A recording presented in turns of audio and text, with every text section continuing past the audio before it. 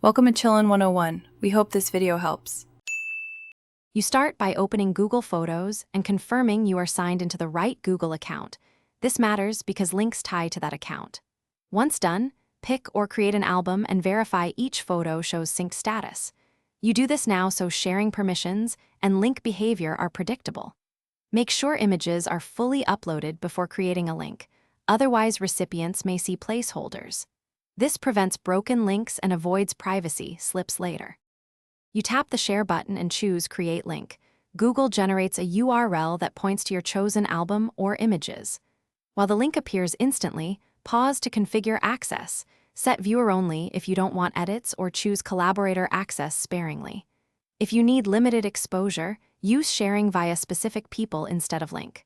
Once the settings match your intent, copy the link to clipboard. This step ensures you distribute exactly the permissions you intended.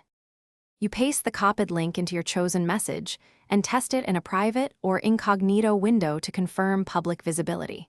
Once shared, monitor access and revoke the link in the album's share settings if you need to stop distribution quickly. If someone reports they can't open photos, check that the photos finished uploading and that you didn't restrict sharing to specific accounts. As a final tip, regenerate a new link after permission changes to avoid. Thanks for watching. Consider subscribing if we helped you.